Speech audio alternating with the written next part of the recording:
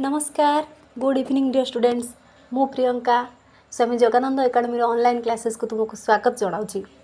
तेरे पिला माने गत क्लास गुड़ारे आम गांधी जीवनी जीवन दर्शन तथा शिक्षा दर्शन विषय ज्ञान आहरण करथिले। से भितर आम पढ़ी जे शिक्षा जगत को गांधीजींकर एक मुख्य तथा बलिष्ठ अवदान होउची मौलिक शिक्षा, जहाँ एवं आमर शिक्षा क्षेत्र में देखा जाए। तो सही शिक्षार वैशिष्ट्य गुड़िक विषय आज आम पढ़ा। मौलिक शिक्षार वैशिष्ट्य देख, मौलिक शिक्षार प्रथम आम टिके पूर्व क्लास को जीवा, केवल टिके मन पकड़ापी। जमती कि 1937 अक्टोबर 22-23 गांधी उद्यम तथा डॉक्टर जाकिर हुसैन का सभापतित्व में कौन होता मौलिक शिक्षा एक कमिटी बसला, जो निष्पत्ति निया जे आमर शिक्षा कौन हम स्वदेशी उपाय दिया जीव बा तार माध्यम रहिबो मातृभाषा। एमती किसी जिनस आम पूर्व पढ़ते जहाँ आम मौलिक शिक्षा तथा वार्धा स्कीम बोली नामित करथिले। तेबे गांधीजी यही मौलिक शिक्षार किसी वैशिष्ट्य प्रदान करछन्ती बा यही मौलिक शिक्षार किसी लक्षण तथा स्वरूप प्रदान करछन्ती। तेबे आम प्रश्न आम टिके आगु को बढ़िबा।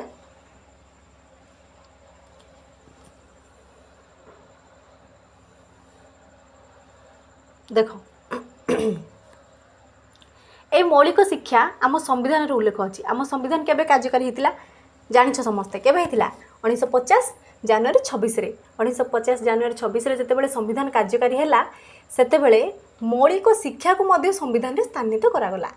केमिति ना संविधान रा धारा 45 अनुसार 6 रु 14 वर्षर बेले बेले 7 रु 14 वर्ष भी दिए 6 रु 14 वर्षर प्रत्येक शिक्षार्थी को कौन कराला मौलिक शिक्षा बाध्यतामूलक जारी करागला। कौथरे ना संविधान धारा 45 रे एवं समस्त यह बाध्यतामूलक बोली दाबी करागला। आज मध्य संविधान धारा 45 अनुसार यही नियम जारी अच्छी जे कहीं भी 6 रु 14 वर्षर पिला तथा प्रथम रु अष्टम श्रेणी पर्यंतर पिला जदि शिक्षा ग्रहण करूना बा तांको घरे ताकू शिक्षा ग्रहण पाई सुविधा दौना ताले से न्यायालय कौन साहाय्य नहीं पारिबो।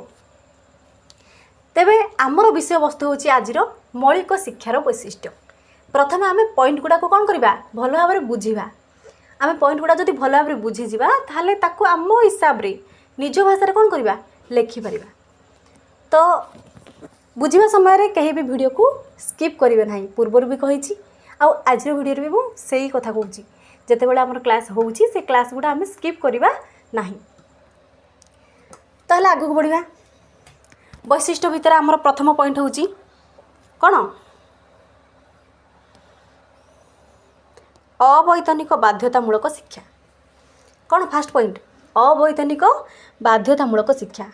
देख गांधीजी जो शिक्षा प्रदान करथिले से शिक्षा से स्वदेशी उपाय हो बोली कहूथिले, ता सहित से आउ गोटे जिनस को गुरुत्व दउथिले जे जेमिति समस्त पिला शिक्षा ग्रहण करि परिबे, जार कौन खास करी तलुआ श्रेणी बा दरिद्र श्रेणी पिला माने जा पाखे पैसा नहीं पाठ पढ़ापी से खास करी यही शिक्षाटी टिके अधिक गुरुत्वपूर्ण।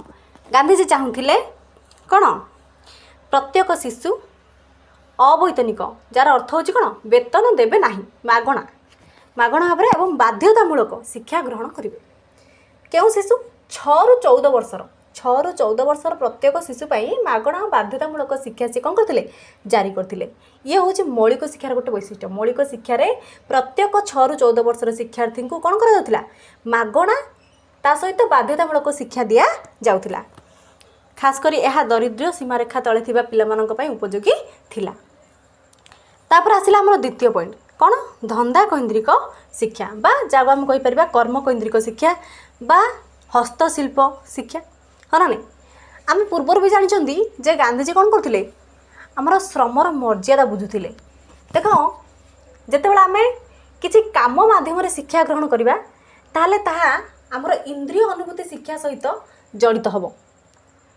जितेबाला आम किसी काम करी शिखु ता आमर अधिक दिन पर्यंत मन रहे। से गांधीजी कौन करते धंदा केन्द्रिक शिक्षा को निजर मौलिक शिक्षार स्थानित करते। धंदा केन्द्रिक शिक्षार अर्थ कौन किछि आम शिक्षा तो ग्रहण करवा किंतु काम माध्यम ता सहित किछि काम भी शिखिबा जहाँ आमर परवर्ती जीवन में आमको साहाय्य कर कारण भविष्यत जीवन में आमको किसी ना किसी जीविका अर्जन करियारे कौन शिक्षा ही साहाय्य करथाए एवं खास कर मौलिक शिक्षार अर्थ ही से जी आम खाद्य वस्त्र बासगृह कौन कर ग्रहण कर साहाय्य कर तो निहाती भाव में धंदा केन्द्रिक शिक्षा कौन करुला शिशु को पुस्तकगत ज्ञान प्रदान करुला ता सहित कर्म केन्द्रिक शिक्षा प्रदान करुला जहाँद्वारा शिशु कौन करुला निज भविष्यत जीवन कर्म को भल भाव में ग्रहण कर पार्थिला। तेज मौलिक शिक्षार परवर्ती वैशिष्ट्यटी कौन धंदा केन्द्रिक बा कर्म केन्द्रिक शिक्षा। तापर आसिला कौन आम तृतीय नंबर पॉइंट शिशु केन्द्रिक शिक्षा। शिशु केन्द्रिक शिक्षार अर्थ मु तुमको हुए तो कहनी किंतु आम फास्ट ईयर तुम पढ़ी निहाती भाव में शिशु केन्द्रिक शिक्षार अर्थ कौन शिशुर इच्छा आग्रह रुचि दक्षता सामर्थ्य को लेकिन शिशु को शिक्षा प्रदान करवा तुमको करा तुम दक्षता हिसाब से प्रथम श्रेणी में तुम जहाँ दक्षता थिला से हिसाब से शिक्षा प्रदान करा ठीक से भाई एवं प्लस टू सेकेंड ईयर तुम जहाँ दक्षता रही से भाया शिक्षा ग्रहण तुम करुच तुमको से भाया शिक्षा प्रदान करा ठीक ना नहीं। तो गांधीजी से कौन करते मत रखी जे शिशु तार इच्छा हिसाब रे एवं तार दक्षता तथा सामर्थ्य हिसाब रे ही शिक्षा ग्रहण करवा उचित बा आमे तांको से भाया शिक्षा प्रदान करवा उचित। यह ही कहला कौन शिशु केन्द्रिक शिक्षा। तेज मौलिक शिक्षार परवर्ती वैशिष्ट्य कौन थिला ना शिशु केन्द्रिक शिक्षा। शिशु केन्द्रिक शिक्षार अर्थ होउची शिशुर इच्छा आग्रह दक्षता सामर्थ्य हिसाब से शिक्षा प्रदान करवा। यही कथा को आमर अन्य शिक्षाविद माने कौन कर समर्थन कर शिक्षाविद माने किए जमीक आम जॉन डुई रवींद्रनाथ टागोर एमती अन्य शिक्षाविद माने जो मैंने भी अच्छा समस्ते कौन कर शिशु केन्द्रिक शिक्षा को समर्थन कर समस्ते भावती जे आमे माने भी यही कथा को समर्थन करूँ जे शिशु केन्द्रिक शिक्षा सर्वदा शिशुपाई उपयोगी अटे कारण इच्छा न थाई शिक्षा ग्रहण केवल सफल हुए ना। तापर आम परवर्ती पॉइंट को जीवा। परवर्ती पॉइंट हूँ मातृभाषा माध्यम शिक्षा। देख आम पूर्वर ही पढ़ी जे यही शिक्षार मूल अर्थ कौन थी मूल लक्ष्य थिला कौन जे स्वदेशी उपाय शिक्षा प्रदान हो तार अर्थ कौन स्वदेशी उपायर अर्थ कौन आम मातृभाषा हिसाब माध्यम ही आम कौन करवा शिक्षा ग्रहण करवा बा आमर शिक्षक आमको मातृभाषा माध्यम शिक्षा प्रदान करेंगे।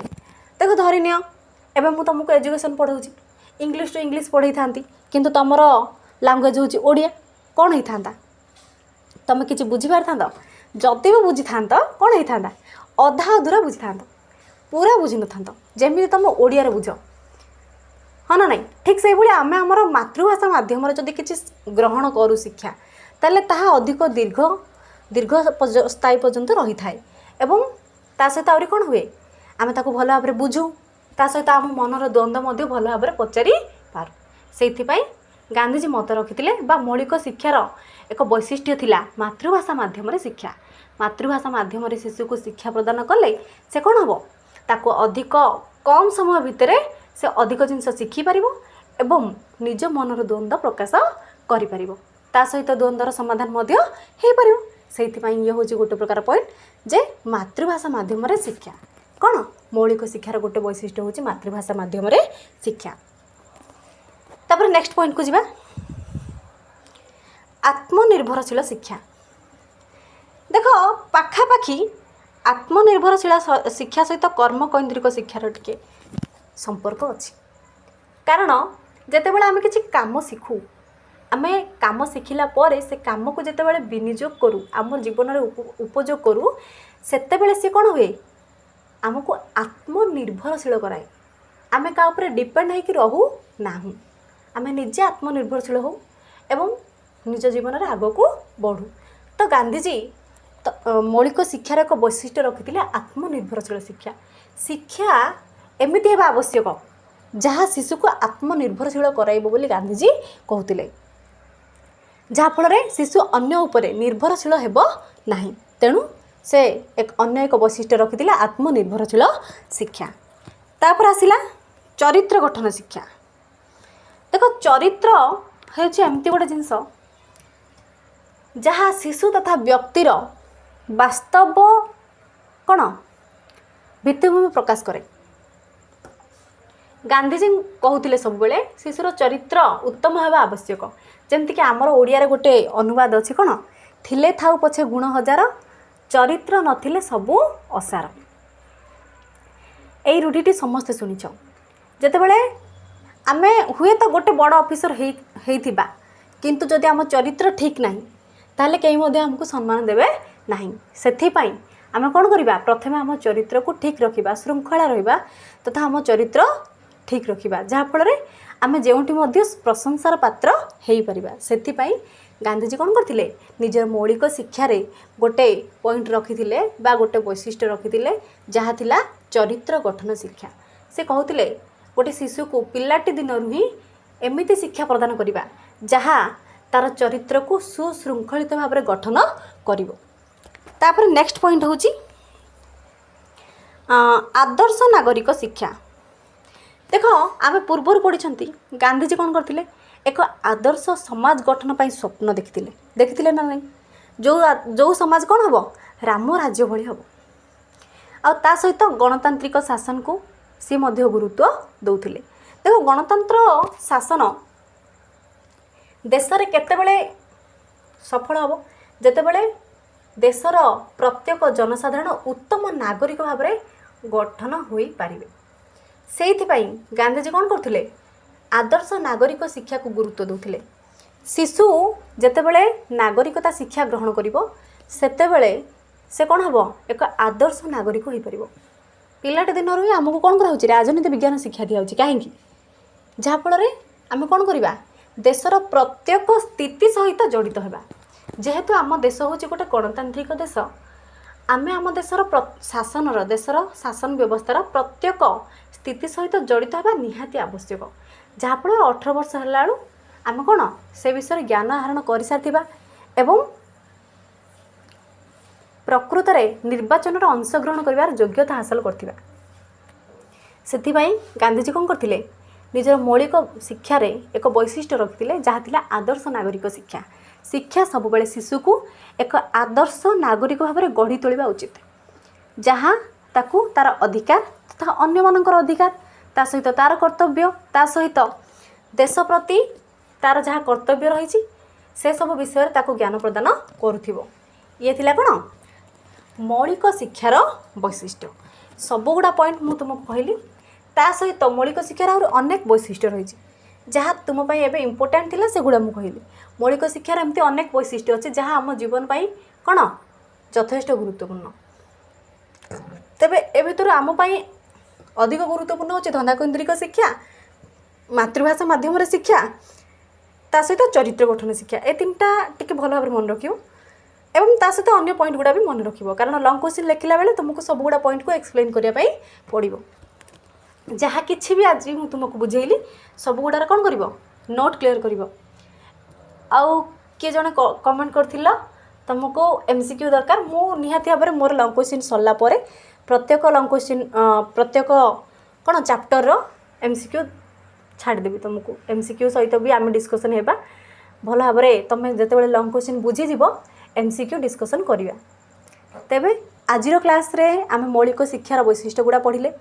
ମୌଳିକ ଶିକ୍ଷାର ବୈଶିଷ୍ଟ୍ୟକୁ ତୁମେ ଭଲ ଭାବେ ବୁଝିଲା ପରେ ଆମେ ନେକ୍ସଟ ପିରିୟଡ଼ରେ କ'ଣ କରିବା, ଆମର ନେକ୍ସଟ କ୍ୱେଶ୍ଚିନ୍ ହେବ କ'ଣ, ମୌଳିକ ଶିକ୍ଷାର ବିଫଳତା। ମୌଳିକ ଶିକ୍ଷା ବିଫଳତା ହେଇଥିଲା, କାହିଁକି ହେଇଥିଲା ସେ ବିଷୟରେ ଆମେ ପଢ଼ିବା। ଏତେ ସବୁ ପରିଶ୍ରମ ପରେ ମୌଳିକ ଶିକ୍ଷା କାହିଁକି ବିଫଳ ହେଲା ସେ ବିଷୟରେ ଆମେ ଜ୍ଞାନ ଆହରଣ କରିବା। ତେବେ ଆଜିର କ୍ଲାସ୍ଟା ଏତିକି। ଯାହା ବି ତୁମର ମତାମତ ରହିଛି ନିହାତି ଭାବରେ କମେଣ୍ଟ ମାଧ୍ୟମରେ ଜଣାଇବ ଏବଂ ସବସ୍କ୍ରାଇବ୍ କରିବା ପାଇଁ ଭୁଲିବନି। ରହୁଛି। ହର ହର ମହାଦେବ।